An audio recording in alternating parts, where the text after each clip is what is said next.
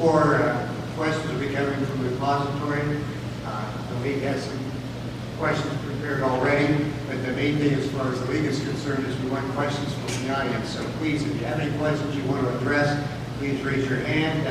We have folks here from the league. We'll give you a postcard and a pencil to write them down.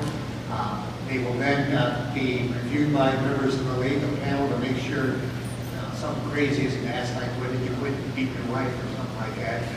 You can't have a question like that. It's, I think the word's untoward, I think, but I try to make it up. But we want to make sure that questions come from the audience, because this is really the only opportunity that the voting public has to address things there. So please raise your hand, and then we'll bring up and we can ask the candidates through the representative of Matt Green will be asking questions from the rep, and our league president, Amy Drusel, will be doing the prepared questions and also the questions from the audience. What we've done is the format will be each candidate will have an opportunity to introduce themselves in 2 minutes. You were here, I know, but people over here, they'll run you out here to go over the 2 minutes, so they'll hold up how much time you have. And what we'll do is we alternate questions that way, and it seems to be fair that one candidate doesn't have to answer the questions first every time. We'll alternate the questions and so forth. We'll start with questions from the rep, and then we'll go to questions from the league and then from the audience. So please, if you have any questions can be addressed to a particular candidate, but both candidates have an opportunity to respond. And with that, we're going to get started. And by the agreement, we decided what, Richard, you're go first? Is that what you decided? Yes. Okay. Well, good evening, everyone. First of all, I want to thank the League of Women Voters, the repository. I want to thank Rich for his kind words. We promised to be more civil than what went on last night in the presidential debates. It's an opportunity for me to be here today, and I just want to thank everyone who came out. Just to give you a little background on myself, I'm Richard Regula. I was born on a farm in Bethel Township, Ohio, the son of Ralph and Mary Regula. I went to Farrell's High School, graduated from Ohio University, came back, decided I wanted to make my life and raise my family here. I served on the Bar Village Council. I served as Bethlehem Township trustee. Then I was elected to Stark County Commissioner from 2002 to 2006. Stark County, after I lose that election, and Alex Dunbar referred to it, Stark County in 2010 had hit rock bottom. They imposed the sales tax that was all immune repealed. They had a treasurer that stole $2.9 million, and Stark County was at the bottom.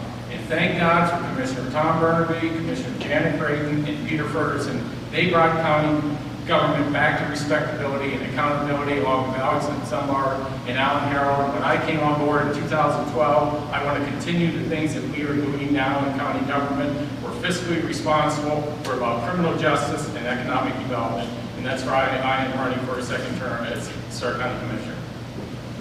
Thank you, sir. The next speaker is John Mariol. Thank you very much, and I also want to thank the League of Women Voters, the Cantor Repository for hosting this.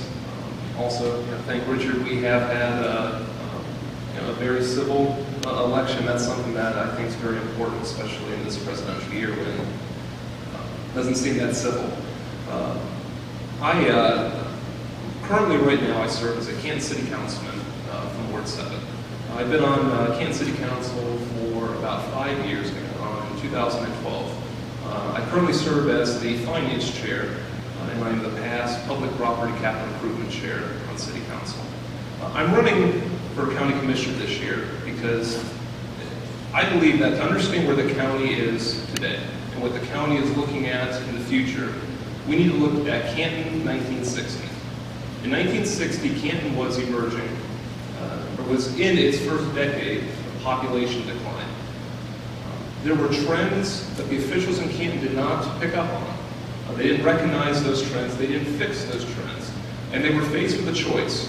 Do they play conservative and hope that the trends fix themselves?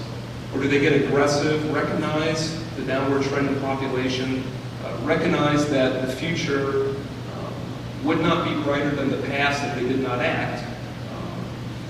That was a choice that the Canton officials needed to make at that time, and they chose to play conservative. Today, Stark County, compared to the state average, is declining in population. Our median income is lower than the state average. Our labor participation is lower than the state average. And these are trends that we must recognize and we must fix immediately, or we are going to go down a road that can't fit. We need to fight to thrive and not fight to survive. And Stark County has every tool to rapidly expand its economy. And tonight I'm going to outline how we're going to do that.